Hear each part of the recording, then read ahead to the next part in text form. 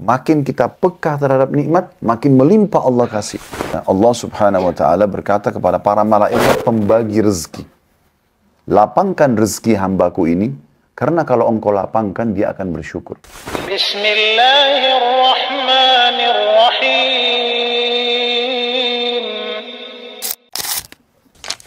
Hal-hal mungkin yang kita anggap kurang baik. Misal kita anggap kurang baik itu lapar misalnya. Haus misalnya. Capek misalnya. Karena orang kalau ditanya, apakah Anda mau haus? Jawabannya tidak. Mau lapar? Enggak. Mau capek? Enggak. Mau sakit? Enggak. Orang semua jawabnya enggak. Tapi berarti kan seakan-akan itu bukan nikmat ya. Tapi kalau kita peka teman-teman sekalian, kita akan menyadari itu adalah nikmat yang sangat besar. Karena kalau tanpa lapar kita enggak enak makan. Tanpa haus kita enggak enak minum. Bukan enggak enak sih dalam arti kata tidak bisa menikmati enggak, tapi beda. Dengan tanpa capek kita enggak enak istirahat. Sekarang contohnya, kalau kita sudah makan kenyang, anggap kita makan makanan yang enak, kemudian kenyang. Setelah itu, dihidangkan lagi makanan terenak di dunia dan termahal. Setelah kenyang, apakah kita masih mau makan? Enggak kan? Cuma 2-3 orang yang jawab ini. Hah? Berarti semua masih mau makan kalau kenyang? Oh enggak, Alhamdulillah. Soalnya saya nanya cuma 2-3 orang yang jawab. Dalam hati beda. Kalau dalam hati itu pas saya tidak nanya. Kalau saya nanya berarti saya butuh jawaban. Umumnya orang kalau sudah kenyang kan tidak mau makan ya. Seenak apapun makan itu, semewah apapun kita sudah nggak mau makan. Kenapa? Sudah kenyang. Tapi coba kalau kita lapar, nasi, tempe, sambal, lahap sekali kita makan. Berarti kalau kita lapar, sekarang mulai hari ini ke depan kalau sudah belajar, jangan bilang aduh lapar. Bilangnya apa? Alhamdulillah lapar. Ini sederhana. Kenapa? Karena dengan lapar itu kita enak sekali makannya. Coba kita bayangkan teman-teman, kalau kita lagi tidak haus, terus ditawarin, Pak, Bu, mau minum apa? Pasti kita akan milih. Oh, saya mau teh hangat, saya mau teh. Karena memang lagi tidak haus kan. Tapi coba kalau kita lagi haus, saya mau air es yang dingin. Dan kita nikmat sekali minum. Coba kalau kita lagi puasa, pas buka puasa minum air dingin. Kan nikmat sekali. Berarti haus itu bukan sebuah ujian sebenarnya. Gitu kan? Begitu juga kita pada saat kalau dari pagi, tidur terus sampai malam, misal. Terus malam disuruh tidur lagi, kira-kira masih bisa tidur?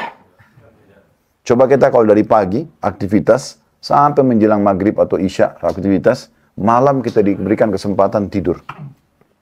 Begitu enaknya kita istirahat tidur, karena memang capek. Sekarang sakit misalnya, hal yang mungkin orang semua tidak mau. Baik, tanpa kita sadari teman-teman sekalian, ternyata sebuah nikmat ada tersirap di situ. Karena dengan kita misalnya lagi flu, lagi demam, terus di depan kita ada orang minum air es, ya, dia sehat, kita lagi meriang, dia malah sehat. Kita baru menyadari, oh ternyata waktu saya itu tuh enak banget. Bayangkan kalau kita nggak pernah dikasih sakit sama Allah. Mungkin kita kufur. Justru semua itu adalah kendaraan-kendaraan untuk mensyukuri nikmat Allah subhanahu wa ta'ala. Selalu teman-teman, lihat orang yang di bawah kita. Jangan selalu patokannya orang yang di atas. Kita tidak akan pernah bersyukur kalau kita lihat orang yang di atas. Kalau kita mau tahu bagaimana besarnya nikmatnya Allah, saya kadang-kadang di Jakarta, supaya melihat nikmat Allah besar misalnya dengan rumah yang Allah berikan, walaupun kita misalnya punya rumah tidak seberapa besar, coba jalan di gang-gang, kita lihat rumah-rumah orang. Itu betul-betul subhanallah rumah dengan petak yang kecil, dalam gang-gang di Jakarta itu padat sekali. Depannya lagi gang, di jalan kecil, dekat kecil itu got lagi. Gimana caranya mereka jalan? Kadang-kadang 2-3 orang sudah mepet. Saya pernah masuk di belakang satu rumah sakit, saya tidak usah sebutin. Waktu itu pas azan mau cari masjid. Kebetulan keluarga saya lagi berobat di situ. Terus saya cari, Pak, sana security, mana masjidnya Pak? Karena di situ cuma ada tempat sholat kecil. Terdengar azan. Oh, di belakang rumah sakit ada Pak. Saya jalan masuk di gang-gang itu. Subhanallah, Allah perlihatkan rumah-rumah kecil-kecil. Ya, dempet-dempet semuanya. Jalannya juga kecil, kalau saya jalan, ada orang lain jalan, di sebelah kami kiri kanan got ini. Jadi harus mepet-mepet, jalan jauh, tempatnya masuk, sholatnya turun ke bawah lagi. Tapi orang-orang hidup di sana. Ada yang jualan di situ, ada yang ngobrol depan rumahnya, bahagia saja. Tegur-tegur sapa sama tetangganya. Yang seperti ini harus dilihat teman-teman, supaya kita yang ada di komplek perubahan ini, oh ternyata luar biasa nikmat. Jangan lihat selalu rumah yang lebih besar di kompleks sebelah. Gak akan terima kasih sama Allah. Kita akan anggap kecil itu semua. Dan Nabi SAW sudah bersabda, Allah Subhanahu wa Ta'ala berkata kepada para malaikat pembagi rezeki, lapangkan rezeki hambaku ini, karena kalau engkau lapangkan dia akan bersyukur. Dan sempitkan rezekinya hambaku ini, karena kalau kau bukakan maka dia akan kufur. Allah lebih tahu. Makin kita peka terhadap nikmat, makin melimpah Allah kasih. Lisan kita selalu Alhamdulillah, Alhamdulillah, Alhamdulillah. Terus kita juga berbagi dengan orang yang makin melimpah, pasti. Tapi kalau sedikit berkeluh, semuanya serba salah, semuanya serba kurang, gitu kan. Sedikit saja ada kesalahan yang dari pelayanan orang di rumah sakit misalnya itu apa, kita sudah ngamuk-ngamuk sana sini, tapi lupa dengan orang yang sudah antri 2-3 hari misalnya. Ada orang yang mungkin tidak bisa masuk ke rumah sakit itu, contoh misalnya. Begitu banyak, kita harus peka, makanya saya berikan judul peka terhadap nikmat. Bukan hanya sekedar bersyukur. Bagaimana kita peka melihat semua nikmat Allah SWT. Dari rambut kita teman-teman sekalian sampai ke ujung kaki kita. Berapa banyak nikmat Allah yang luar biasa yang orang lain tidak miliki. Berapa banyak. Saya kedatangan ini contoh saja. Saya kedatangan berapa kali gitu jemaah di kantor, di restoran. Ada kemarin satu bapak terakhir datang. Dia minta izin untuk ketemu ngobrol gitu. Dia ada mampir makan sama teman-temannya. Begitu duduk, bapak itu Masya Allah kelihatan badannya sehat sekali. Tiba-tiba dia bilang minta bicara 4 mata Ustaz. Terus dia ngomong ternyata mau ngambil anak angkat. Dan sambil bapak itu nangis-nangis gitu. Ustaz saya mau ambil anak angkat, kami sudah menikah 10 tahun atau 15 tahun belum punya anak. Sambil dia nangis-nangis. Pada saat saya mau ambil anak angkat pun keluarga ada yang menolak, kakak saya menolak. Dan kemudian ini dan itu. Terus dia ini kayak itu masalah besar sekali buat dia. Sementara selama ini Allah sementara sudah karunia kita anak. Kadang-kadang kita masih marah-marahin anak itu. Padahal ada orang berharap dikasih 1 anak aja. Gitu. Kita sudah punya 2 anak, 3 anak, 4 anak. Kadang-kadang anak itu cuma aktif, kita bilang nakal. Aktif. Justru bagus. Nanti kalau sudah sakit baru kita sedih. Kenapa? Anak-anak memang masanya aktif. Gitu kan? Loncat sana, loncat. Semua anak-anak itu biasa jatuhin barang, pecahin gelas. Itu semua anak. Kalau cuma anak kita mungkin aneh. Kan gitu. Tapi subhanallah banyak orang begitu. Kadang-kadang ngomong yang nggak enak gitu kan. Kamu kok nakal sekali. Ini kan bahasa berbahaya ya. Karena kata Nabi SAW, jangan ucapkan perkataan buruk buat diri kalian, keluarga kalian, dan juga ya harta kalian sehingga malaikat lewat dan mengaminkannya. Dan kata para ulama, tidak ada orang yang bersangka sesuatu kepada Allah baik atau buruk kecuali Allah kasih. Oh, saya kayaknya nyesal nikah sama orang ini. Allah kasih. Penyesalan. Menyesal ibu punya anak kamu. Ya jadi nyesal. Ya. Ini sering saya sampaikan di pengajian. Syekh Sudais, hafidhahullah. Beliau sekarang bukan cuma imam haram, tapi pemimpin 2 haramain. Mekah sama Madinah ini beliau ketuanya gitu. Salah satu waktu pernah diwawancarai, ditanya di sini. Sekarang kan imam paling senior beliau ya. Dari masa Raja Fahad, Raja Abdullah, sekarang Raja Salman. 3 raja beliau masih hidup. Dan memang dari doa-doanya kalau lagi malam 27 Ramadan, ya, itu kalau teman-teman pas dengarin dan ngerti artinya itu luar biasa. Beliau minta terus dipanjangin umur, dalam keadaan sehat, dan memang Allah kasih itu. Depan mata kita bisa lihat bertahun-tahun suaranya tetap begitu bagus, padahal sudah tua. Pernah ditanya, apa kata kunci rahasia Anda bisa sukses seperti ini? Sampai luar biasa gitu. Ya saya pernah teman-teman sekalian berdakwah ke Irian, masuk ke satu wilayah pedalaman, itu dari Jakarta ke Timika ke daerah itu lagi, masih naik pesawat Twin Otter 1 jam ke daerah Agats, naik masuk lagi ke Atsi namanya, jauh sekali. Mungkin sekitar, kalau saya tidak salah 3 jam naik speedboat lagi. Masuk ke dalam pedalaman benar. Di sana ada satu masjid umat Islam buat, dan lagi diputar tilawahnya Syekh Sudais, gitu kan. Sebelum azan gitu. Saya sebenarnya berpikir pada saat ini, Syekh Sudais kalau tahu suaranya sampai bergema di hutan, mungkin beliau sedih kali bergembira dengan Allah SWT. Tapi luar biasa Allah sampaikan begitu. Tahu apa rahasianya? Pada saat ditanya, apa rahasianya? Dia bilang doa ibu saya. Kata yang wawancarai, memang apa doa ibu Anda? Dia bilang, saya dulu waktu kecil, kalau nakal atau aktif, ibu saya selalu mengatakan, pergilah ke haram, semoga kau jadi imam haram. Itu perkataan ibunya. Jadi bukan bilang, kamu nakal sekali, kamu begini dan begitu, nyusahin ibu, enggak. Pergilah ke haram, semoga kau jadi imam haram. Itu terus ibunya doa. Ucap, jadi doa. Berapa banyak kita nggak peka hal seperti ini. Kenapa kita tidak mengatakan, nak semoga Allah berikan kau hidayah. Kita bilang pada pasangan, semoga Allah berikan kau hidayah. Semoga engkau lunakkan hatimu. Semoga Allah berikan petunjuk. Kenapa kita nggak seperti itu? Kenapa kita teman-teman sekalian susah sekali mengucapkan salam dengan pasangan kita atau dengan keturunan kita? Padahal Assalamualaikum artinya semoga keselamatan dunia akhirat engkau dapatkan. Itu assalam. Kebahagiaan dunia akhirat. Keselamatan. Warahmatullah, semoga rahmat. Rahmat itu rezeki. Selalu engkau dapatkan. Dan juga wabarakatuh, semoga itu cukupkan. Ya. Setiap ketemu kita harusnya mengucapkan itu. Kata Nabi SAW, ya, orang muslim yang terbaik adalah orang muslim yang kalau bertemu dengan dia mulai dengan salamnya. Kenapa kita malas sekali ucapkan? Berapa banyak orang yang harusnya setiap hari komunikasi sama istri atau suaminya, atau orang tua sama anaknya tidak ucapin salam. Ya. Di sini di Saudi, teman-teman sekalian, jangan aneh, jangan merasa asing. Cuma kalau orang-orang dari negara lain, saya memang tidak melihatnya. Tapi kalau di sini di Saudi ini, kalau kita naik ke lift misalnya di tempat-tempat umum mereka yang biasa kumpul, karena di sini kan lagi kumpul jemaah haji ya. Nah, biasanya di tempat-tempat umum di luar itu, kalau kita lagi di lift, ada orang masuk, pasti salam. Assalamualaikum warahmatullahi wabarakatuh. Naik di pesawat, kita naik di pesawat, kalau Saudi Airlines misalnya, saya sering dapat gitu. Duduk di bisnis kelas, ada orang masuk, Assalamualaikum. Di ekonomi lewat, dia Assalamualaikum. Di bus umum, Assalamualaikum warahmatullahi wabarakatuh. Begitu orang salam, biasa sekali. Saya pernah satu kali naik di lift di PGC, di Pasar Grosir Cililitan waktu itu, mau sholat di lantai 7 kalau nggak salah. Begitu saya masuk, liftnya agak penuh. Terus saya salam, Assalamualaikum warahmatullahi wabarakatuh. Semua mata orang lihat saya aneh. Iya. Maksudnya, siapa orang ini salam? Waktu itu memang saya belum dikenal di media seperti sekarang ya. Orang pada bertanya semua. Karena biasanya kita terbiasa salam sama orang yang dikenal kan. Kan ini aneh. Apa kata Nabi SAW waktu ditanya? Islam apa, amalan apa dalam Islam yang paling baik? Paling Allah cintai, paling besar pahalanya, paling mudah memaafkan dosa-dosa. Kata Nabi SAW, tut'imut ta'am, berikan makan orang lain, traktir orang lain. Ya. Kemudian, tusallimu ala man ta'rif wa man lam ta'rif. Engkau mengucapkan salam kepada orang yang kau kenal dan kau tidak kenal. Jadi tidak boleh orang dikenal saja, apalagi suami istri. Di sini udah biasa teman-teman. Kami kalau bertamu sama teman-teman kami di sini, mereka punya penataan rumah. Jadi kalau kita masuk, biasanya ada banyak pintu, mirip dengan kamar hotel ini gitu. Ada pintu ya. Nah, ada pintu khusus untuk ruang tamu laki-laki. Ada pintu khusus untuk ruang tamu perempuan. Jadi kalau tamu laki-laki masuk ke situ, ditutup pintunya. Nanti tuan rumah laki-lakinya yang melayani. Nanti kalau tamu perempuan ke ruang sana, nanti ada tutup pintunya lagi, ada yang layani gitu. Nah, biasanya tuan rumah laki-laki itu layani kami terus mengatakan silakan masuk, kita masuk. Diajak ngobrol sama dia.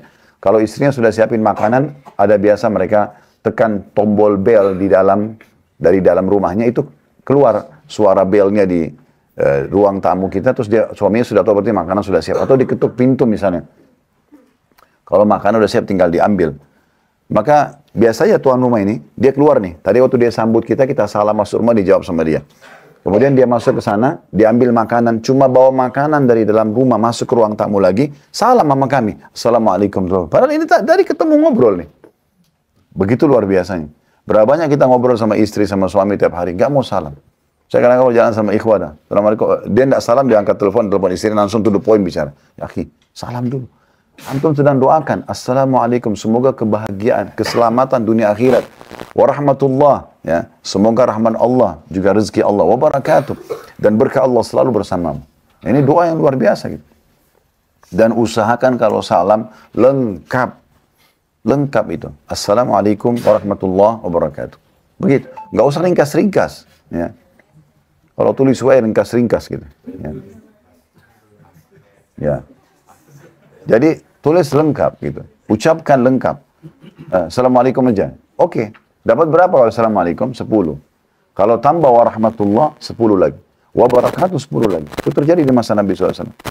Lalu lagi duduk dengan para sahabat, ada yang datang. Assalamualaikum. Terus duduk. Nabi SAW jawab. Nabi mengatakan, lahu asyara. Orang ini dapat 10 pahala. Datang orang kedua, dia tambah warahmatullah. Assalamualaikum warahmatullah. Duduk dia. Kata Nabi SAW sudah jawab, lahu ishrun. Orang ini dapat 20 pahala. Datang orang ketiga, subhanallah, di majelis yang sama, ucapin lengkap. Assalamualaikum warahmatullahi wabarakatuh. Lalu dia duduk. Nabi SAW jawab, lalu Nabi mengatakan, lahu thalathun. Orang ini dapat 30 pahala. Sudah tahu nggak teman-teman sekalian, Abdullah bin Umar radhiyallahu anhu, kalau sudah selesai sholat duha, sudah selesai zikir paginya, sudah ibadah yang dia lakukan di pagi itu sudah selesai, keluar dari rumahnya ke ujung gang, balik lagi hanya salam aja. Salam sama fulan, salam sama saling mendoakan gitu. Yang ini Assalamualaikum warahmatullah. Yang jawab kan juga sama. Waalaikumsalam. Dan untuk anda juga keselamatan dunia akhirat. Warahmatullah juga rezeki Allah melimpah. Wabarakatuh dan juga keberkahan Allah. Kenapa kita nggak seperti ini? Harusnya peka, saling mendoakan yang baik gitu kan. Ini poin luar biasa yang harus kita ketahui. Dan terlalu banyak tentunya nikmat Allah Subhanahu wa taala. Intinya, lihat orang yang di bawah, kata Nabi SAW, kalian akan lebih mudah untuk bersyukur. Syukuri. Jangan lihat orang yang di atas kita, karena pasti akan ada ya, orang di atas kita. Secara ekonomi, secara paras wajah, postur tubuh, pasti ada saja orang di atas kita. Tapi itu bukan untuk kita jadikan tolak ukur. Nabi SAW mengatakan, lihatlah orang yang di bawah kalian, maka kalian akan lebih peka. Nabi SAW menganjurkan kita selalu menjenguk orang sakit supaya kita tahu tentang nikmat ya kesehatan yang kita sedang miliki gitu kan. Bahkan Nabi SAW mengatakan disuruh ziarah orang sakit dan beliau mengatakan siapa yang menziarah saudaranya maka dia akan dapatkan Allah akan datangkan 70.000 malaikat yang memohon ampun untuknya sampai sore hari. Kalau dia ziarah, kalau dia jenguk saudaranya sakit pagi hari, itu malaikat 70.000 doakan dia sampai sore hari. Kalau dia jenguk sore hari, ya, walaupun cuma 5-10 menit misalnya, maka ada 70.000 malaikat yang mendoakan dia sampai pagi hari. Begitu terus. Contoh misalnya, untuk kita, tujuannya sebenarnya untuk supaya kita mengetahui, oh ini masih ada banyak orang yang sakit dibandingkan saya gitu ya. Saya masih sehat, saya masih begini dan begitu. Ini contohnya. Kita berapa kali disuruh ziarah kubur misalnya. Kata Nabi SAW, saya dulu larang kalian di Mekah ziarah kubur, karena memang waktu itu masih banyak kuburan orang kafir, umat Islam yang sangat sedikit jumlahnya. Maka sekarang di Madinah ziarah karena dia mengingatkan kematian. Supaya kita sadar, oh saya masih hidup, masih punya peluang untuk beramal soleh. Nah begitu, kita peka dalam masalah-masalah hal seperti ini. Makanya Allah Subhanahu wa taala sangat wajar menitik beratkan dalam surah Ibrahim ayat 7, wa idh ta'adzana rabbukum la in syakartum la azidannakum wa la in kafartum inna adzabi lasyadid. Dan ingatlah ketika Tuhan Muhammad ya, memaklumkan, mengiklankan, menginformasikan dengan jelas, sesungguhnya jika kamu bersyukur atau kalian semua bersyukur, pasti aku akan menambah nikmat tersebut, dan jika kamu mengingkari nikmatku, maka sesungguhnya azabku sangat pedih. Yang perlu kita perbaiki teman-teman sekalian adalah, kita biasa mau bersyukur kalau di mata kita itu nikmat. Ini yang jadi masalah. Padahal sebenarnya bukan tolak ukur di mata kita, tapi ya di mata Allah Subhanahu wa taala. Yang Allah nilai nikmat adalah kita harus syukuri. Gitu kan? Kalau ada banyak orang menyempitkan nikmat itu hanya uang saja. Sehingga kalau ada uang, maka dia anggap dia perlu bersyukur. Tapi yang lain dilupain nih, kesehatan, keturunan, pasangan hidup, segala macam dilupain. Padahal rezeki itu bukan cuma duit, bukan cuma uang. Rezeki itu adalah semua yang bisa membuat roda kehidupan di muka bumi berjalan, namanya rezeki. Oksigen yang kita hirup, mata yang ditangkap oleh mata sehingga kita bisa melihat, telinga yang didengar oleh kuping, ya kita bisa mengetahui apa yang orang sedang ucapkan kepada kita, ya fungsi-fungsi anggota tubuh semua masih maksimal. Itu adalah nikmat Allah Subhanahu wa taala yang melimpah, yang harusnya kita peka ya. Ini makanya judul kita peka terhadap nikmat Allah Subhanahu wa taala. Dan Hasan Basri rahimahullah menanggapi firman Allah Ibrahim ayat 7 tadi mengatakan, siapa yang bersyukur atas nikmat Allah, Allah akan menjadikannya semakin taat. Salah satu efeknya adalah kalau kita selalu mengatakan Alhamdulillah, Alhamdulillah, Alhamdulillah, Allah arahkan kita kepada ketaatan kepadanya. Karena syukur itu. Ar-Rabi berkata, siapa yang bersyukur atas nikmat Allah, maka Allah akan menambahkan karunia-Nya. Maknanya itu. Kan tadi dikatakan kalau kalian syukur maka aku akan tambah. Ditambah apa? Kata Hasan Basri, ditambah ketaatan. Sehingga dia makin taat kepada Allah. Dengan makin taat kepada Allah, maka makin melimpah lagi rezekinya. Ya, ibaratnya kalau pegawai itu makin patuh ya dengan peraturan perusahaan, maka makin banyak mendapatkan perhatian khusus dari perusahaan. Nah, seperti itu. Ar-Rabi bin Huthaim rahimahullah berkata, siapa yang bersyukur kepada Allah, maka Allah akan menambahkan karunia. Maksudnya, rezeki yang melimpah. Bukan hanya uang, tapi semua yang membuat roda kehidupan bisa berjalan, namanya rezeki. Kemudian Muqatil rahimahullah berkata, siapa yang bersyukur atas nikmat Allah, maka Allah akan menambahkan baginya kebaikan dunia. Semua kebaikan dunia akan dia dapatkan dengan dia bersyukur kepada Allah Subhanahu wa taala. Orang yang biasa bersyukur dengan hal-hal yang kecil, maka hal yang besar dia akan lebih mudah bersyukur. Makanya saya berikan judul sekali lagi, peka terhadap nikmat. Maksudnya lihat hal-hal yang kecil, maka itu akan memudahkan kita bersyukur pada hal yang besar. Ya. Itu sesuai dengan sabda Nabi SAW dalam hadis riwayat Ahmad dan dihasankan oleh Syekh Albani, man lam yashkuril qalila lam yashkuril katsir. Siapa yang tidak berterima kasih dan bersyukur kepada Allah dengan hal yang sedikit, maka berarti dia tidak akan pernah berterima kasih pada Allah dengan hal yang besar. Jadi memang mulai dari yang kecil. Apapun yang kecil kita peka, selalu bersyukur kepada Allah SWT, maka akan membuat kita mensyukuri yang besar. Jadi ibaratnya juga kalau ibadah yang lainnya, kayak contoh salat. Kalau teman-teman biasakan sibukkan diri dengan ibadah sunnah, ibadah wajibnya pasti terjaga. Pasti. Jadi nggak usah kita repot jaga ibadah wajib, karena memang dasarnya kita sudah jaga ibadah sunnahnya. Seperti itu. Kita kalau sudah biasa sedekah, zakat kita akan jalankan. Kita biasa puasa sunnah, puasa wajib akan mudah. Kita biasa umroh, haji akan mudah. Begitu seterusnya. Nah, seperti itu maksudnya. Yang dimaksud dalam makna hadis tadi yang baru kita bacakan, ya. Dan juga perlu kita ketahui bahwasanya setiap kita bersyukur, maka manfaatnya untuk diri kita sendiri. Allah tidak butuh dengan syukur itu. Jadi kita harus selalu faham ini kita yang membutuhkannya. Dengan mengucapkan alhamdulillah, maka kita akan mendapatkan manfaat buat diri kita sendiri. Sebagaimana Allah jelaskan dalam surah Luqman, ya, dalam surah Luqman ayat 12. Wa man yashkur fa innama yashkuru li nafsi. Siapa yang berterima kasih atau bersyukur kepada Allah, maka sesungguhnya ia manfaat syukur itu akan kembali kepada dirinya sendiri. Akan kembali kepada dirinya sendiri. Dan ini perlu digarisbawahi tentunya teman-teman sekalian supaya kita faham. Ada hal lain yang harus kita fahami dalam masalah kepekaan dalam syukur ini. Ya. Yaitu Ibnu Taimiyah rahimahullah mengatakan, syukur itu harusnya, kata beliau, asyukru yakunu bil qalbi wal lisani. Asyukru yakunu bil qalbi wal lisanu wal jawarihu walhamdu la yakunu illa bil lisan.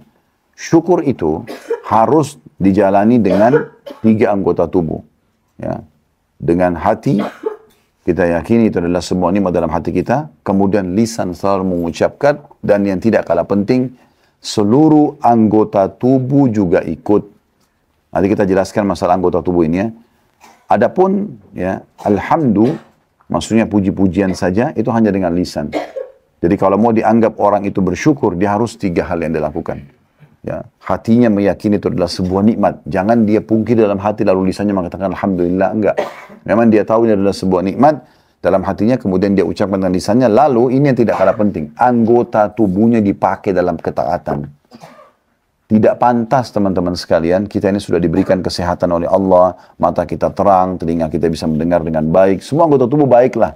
Lalu kita pakai bermaksiat kepada Allah, ini tidak pantas, gitu. Ya. Masa kita diberikan fasilitas lalu kita pakai berdosa, gitu. Harusnya jangan. Jadi kita harus fahami tentang masalah ini. Ya. Anggota tubuh kita harus kita gunakan untuk ketaatan kepada Allah. Kalau ada seorang hamba, dia menggunakan matanya untuk melihat yang haram misalnya. Ini tidak pantas, karena mata Allah sudah sehatkan untuk melihat kebesaran Allah SWT di alam semesta, untuk membaca kitabnya Allah, ya. Bukan untuk maksiat. Tidak pantas gitu. Kalau kita di perusahaan dikasih sebuah fasilitas, lalu kita pakai dalam maksiat, ini tidak pantas gitu. Salah sekali. Harusnya kita ya, pakai dalam ketaatan. Telinga juga, dengarkan ayat-ayat Allah, dengarkan ceramah. Bukan didengarkan yang lain, karena akan kita salah gunakan fasilitas ini, gitu kan?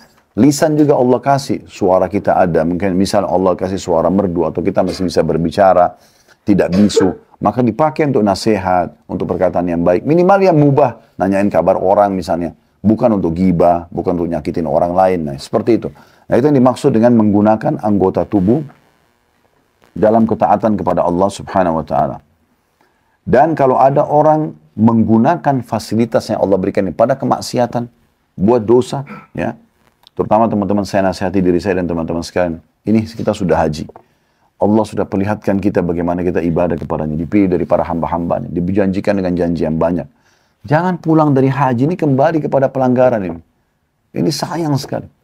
Berapa banyak orang pulang dari haji berubah. Tadinya di sini sudah mulai soleh dan soleh, pulang ke Indonesia mulai berubah lagi. Kembali lagi ke masa-masa jahiliyahnya dulu. Ini keliru sekali. Perhatikan Ibnu Qayyim sangat peka menyampaikan dalam kitab Madarikus Salikin beliau. Jadi 1 halaman 337. Annal ma'asi, ya, dikata beliau, kulliha atau kullaha. Annal ma'asi kullaha min naw'il kufri al-asghar. Fa innaha diddu syukri alladhi huwa al-amalu bit-ta'ah. Kata beliau, seluruh maksiat, seluruh dosa, tidak terkecuali, kecil ataupun besar. Masuk dalam kufur, kufur nikmat maksudnya. Maksiat itu bertolak belakang dengan sikap syukur. Kalau dia bilang Alhamdulillah tapi tetap buat dosa, jadi bertolak belakang. Karena bentuk syukur adalah dengan beramal ketaatan. Orang kalau betul-betul berterima kasih pada perusahaan, dia akan loyal dengan perusahaannya. Itu baru benar. Ya, bentrok dong kalau dia mengatakan misalnya, oh saya kerja di sini, saya bangga, tapi di belakang dia rusak namanya perusahaan, itu kan tidak mungkin. Atau dia pakai fasilitas yang dia salah gunakan misalnya, itu nggak mungkin. Nggak ketemu. Yang benar adalah kalau dia dikasih kebaikan, maka dia justru membalasnya dengan kebaikan. Nah ini poin penting ya. Ibnu Qayyim juga mengatakan bahwasanya rukun syukur itu ada 3. Ada rukunnya, wajib kita fahami. Yang pertama, mengakui nikmat itu berasal dari Allah. Jadi kita betul-betul akui ini adalah dari Allah subhanahu wa ta'ala. Kemudian yang kedua, memuji Allah atas nikmat tersebut. Mengatakan Alhamdulillah. Yang ketiga, meminta tolong untuk menggapai ridha Allah dengan memanfaatkan nikmat dalam ketaatan. Jadi ini tadi, gunakan nikmat itu dalam ketaatan. Kekuatan ini untuk ketaatan, mata ini untuk melihat yang halal, telinga untuk mendengar yang halal, lisan mengucapkan yang halal, tangan menjamah yang halal, kemaluan menyentuh yang halal, kaki melangkah ke tempat yang halal. Dan harus ada perubahan. Gak bisa kita teman-teman sekalian merasa selalu cukup dengan apa yang sudah kita lakukan, tidak. Selalu kita meningkatkan kualitas tersebut. Ya. Justru termasuk juga rasa syukur kepada Allah subhanahu wa ta'ala, itu kalau kita tadinya pernah melakukan pelanggaran, sekarang kita tutupi pelanggaran itu dengan kebaikan-kebaikan. Saya kasih contoh. Pernah dengar Abu Jahal ya, Fir'aunnya umat ini, ya, diberikan julukan Fir'aun umat ini, meninggal dalam keadaan kafir di perang Badr. Tapi subhanallah Allah kasih hidayah anaknya bernama Ikrimah. Ikrimah ini jahatnya dulu sebelum Islam sama dengan Abu Jahal ayahnya, persis sama. Karena dia ungkapin sendiri, radhiyallahu anhu. Di pembebasan kota Mekah, Ikrimah masuk Islam. Setelah masuk Islam, pada saat itu awalnya dulu kebencian dalam Islam. Dia tidak mau dengar Al-Quran, tidak mau dengar Nabi. Pokoknya intinya ini musuh diperangi. Sampai dia pembebasan kota Mekah, pasukan besar masuk di sini, umat Islam 10.000 orang menguasai Mekah. Mereka tidak bisa lagi melawan. Di saat itu dia mulai duduk merenung. Ada apa ini? Kekuatan apa yang sedang masuk ke kota dia? Kemudian dia coba dengarin Al-Quran dengan merenungi dalam bahasa Arab. Karena dia ngerti bahasa Arab. Barulah masuk dalam iman dalam hatinya. Setelah itu dia mengatakan, ya Rasulullah, sungguh ini firman Tuhanku yang luput dariku selama ini. Lalu dia menangis. Lalu dia mengatakan, ya Rasulullah, ini bahasa dia yang perlu kita jadikan bahasan ya. Dia mengatakan, ya Rasulullah, mulai hari ini saya akan mengeluarkan infak sebesar dulu yang pernah saya keluarkan pada saat memerangi Anda. Agar Allah memaafkan kesalahan-kesalahanku. Jadi sebab dia dalam riwayat lain dia mengatakan apa? Ya Rasulullah, tidak ada satu kesempatan untuk memusuhi Anda. Baik menggunakan harta, menggunakan lisan, menggunakan kekuatan fisik, kecuali saya ikut. Sekarang saya akan balas semua itu untuk saya ganti. Harta saya akan infak untuk justru membela agama Allah. Lisan saya sekarang untuk membela agama Allah. Fisik saya untuk membela agama Allah. Dan betul Ikrimah buktikan itu. Betul. Beliau keluarkan hartanya sekian banyak untuk menutupi kesalahannya di masa lalu yang dulu dia infakkan dalam maksiat. Kemudian betul juga dia lisannya selalu digunakan berdakwah, nasihatin orang. Padahal dulu musuhnya Islam yang luar biasa. Sama-sama ayahnya, persis sama. Anak sama ayahnya kembar memerangi Nabi SAW. Dan mereka tidak mau masuk Islam hanya karena merasa kenapa dari sukunya Nabi Muhammad keluar Nabi. Kenapa Abu Jahal itu ditanya. Pernah ditanya dulu. Ya. Kenapa sama Abu Sufyan, sama teman-temannya. Karena Nabi SAW seringkali kalau malam membaca Al-Quran di rumahnya beliau, rumahnya Khadijah. Rupanya ada 3 tokoh Quraisy ini sering datang dengar diam-diam. Abu Jahal, Abu Sufyan, sama ada satu lagi. Subhanallah saya lupa nama satu orang ini. Tapi 3 orang ini dengar tapi di sisi sudut rumah Nabi yang berbeda-beda. Di sini satu, di sana satu, di sana. Mereka pikir tidak ada yang lihat. Mereka dengar ayat dari malam sampai pagi. Nabi baca, dengar. Karena dalam bahasa Arab mereka ngerti. Mereka tersentuh sebenarnya. Pada saat mereka mau pulang, bertemu 3 orang ini. Saling tanya, kenapa di sini? Ngapain di sini? Akhirnya mereka kayak saling malu sendiri. Oh, saya dengarin ayat. Saya juga sama. Apa yang kamu rasakan? Iya ya. Kayaknya ada kebenaran di sini. Ini Abu Jahal, Abu Sufyan, dan satu lagi tokoh Quraisy. Kalau tidak salah cuma Abu Sufyan yang masuk Islam nantinya. Ringkas cerita, mereka janjian. Ini nggak boleh kita kesini lagi loh. Kalau kelihatan sama masyarakat Mekah, nanti mereka masuk Islam nih. Nggak boleh. Ternyata mereka sudah janjian bubar. Mereka pikir temannya ini semua jujur. Besok malam mereka datang lagi. Sama-sama lagi datang. Iya, itu dalam riwayat sahih. Besok sama lagi mereka datang. Bubar ketemu lagi. Janjian lagi. Sampai 3 hari. Setelah 3 hari, Abu Sufyan penasaran. Datanglah Abu Sufyan kepada temannya yang satu, yang maaf, yang saya lupa namanya. Bagaimana menurut kamu? Saya tidak dengar kecuali kebaikan. Semuanya baik-baik. Perintah kebaikan, larangan kebaikan, memperkenalkan kepada Tuhan Allah dan orang Quraisy. Sebagaimana saya bilang kemarin, mereka kenal Allah. Mereka tahu Ka'bah ini adalah rumahnya Allah. Mereka tahu menciptakan langit dan bumi Allah. Cuma mereka syirik. Datangkan batu yang dianggap perantara antara Allah. Jadi minta dulu sama patung baru ke Allah. Gitu. Ini nggak boleh. Minta kepada kuburan dianggap langsung kepada Allah. Allah nggak butuh perantara. Minta langsung kepada Allah Subhanahu Wa Taala. Akhirnya mereka berdua sepakat. Oke, kita datang kepada Abu Jahal. Waktu itu Abu Jahal ini julukannya oleh masyarakat Mekah disebut dengan Abul Hakam. Abul Hakam itu maksudnya orang yang sangat bijaksana. Teman-teman perlu tahu ya, Abu Jahal itu tampan sekali orangnya. Orangnya tinggi kekar, badannya bagus gitu kan. Punya kedudukan tinggi di Mekah ini. Secara fisik dan jabatan luar biasa orang itu, gitu kan. Jadi memang punya kelebihan dia. Terus dia didatangi sama Abu Jahal, sama Abu Sufyan dan temannya. Kami mau tanya oleh Abu Hakam. Dan sebab dia dikatakan Abu Jahal justru karena kejadian ini. Berubah julukannya dari Abu Hakam kepada Abu Jahal. Dan itu cuma umat Islam mengatakan Abu Jahal. Artinya orang yang sangat bodoh. Abu Jahal itu. Jahal kan bodoh. Gitu kan? Gara-gara kejadian ini. Maka pada saat itu dua orang yang datang kepada Abu Jahal. Waktu itu dipanggil Abu Hakam. Wahai Abu Hakam. Bagaimana pendapatmu? Kita harus jujur nih. 3 hari kita sama-sama janjian tidak mau ulangi dengar Al-Quran. Kita malah dengar. Bagaimana pendapatmu? Apa kata Abu Jahal? Dengan jujur dia mengatakan. Saya perlu sampaikan apa adanya. Kalau apa yang saya dengar semuanya kebenaran. Nggak ada yang salah. Bahkan sangat menyentuh bacaan Muhammad itu. Lalu kata Abu Sufyan, kenapa kau nggak beriman? Kalau kau beriman, kamu pimpinan kami. Kami semua akan beriman nih. Karena kalau Abu Jahal beriman pada saat itu, semuanya orang masuk Islam. Satu Mekah. Karena dia pimpinannya. Gitu kan? Maka jawabannya begini. Bayangkan, bahan ini gara-gara rasisme saja ini ya. Dia mengatakan fanatisme kesukuan. Dia bilang dari dulu, sukuku sama suku Muhammad bersaing. Mengurus Mekah. Kalau mereka datangkan makanan minum untuk jemaah haji, kami juga lakukan itu. Kalau mereka bentuk pasukan membela Mekah, kami juga bentuk pasukan. Tapi sekarang dari suku Muhammad keluar Nabi. Kalau di sukuku tidak ada Nabi, berarti sukuku akan kalah. Karena itu aku tidak akan beriman pada Muhammad selamanya. Waktu sampai ke telinga Nabi, Nabi bilang, namanya sekarang Abu Jahal. Memang orang bodoh. Karena dia hampir panen semua pahalanya orang satu Mekah. Itu luar biasa. Gitu. Tapi kita kembali kepada adanya Ikrimah radhiyallahu anhu. Ini beda.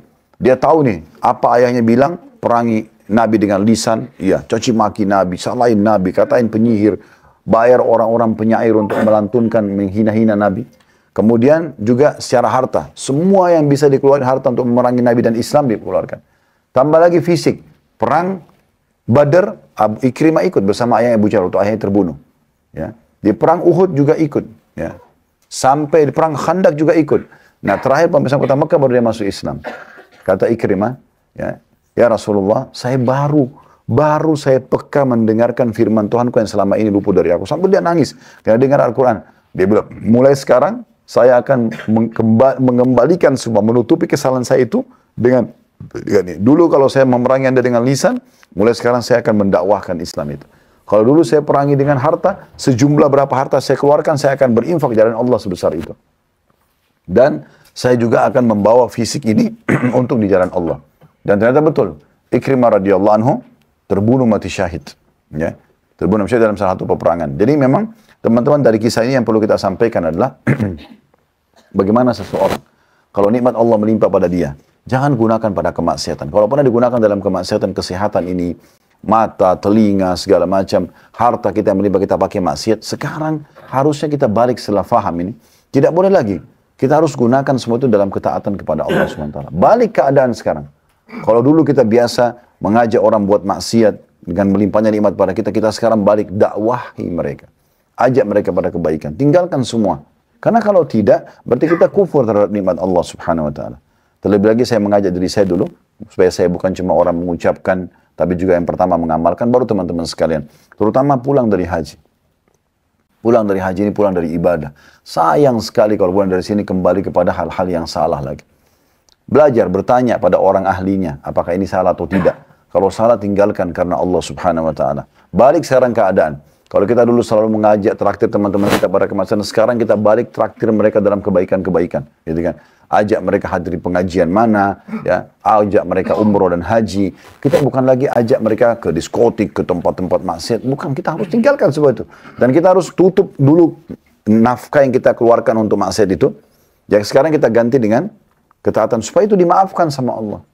Berapa banyak orang tidak sadar dulu mungkin dia biayai teman-temannya pada berzina. Nih, bayar semua, silakan masuk hotel, dia yang bayarin segala macam. Dia tidak sadar, itu sudah maksiat.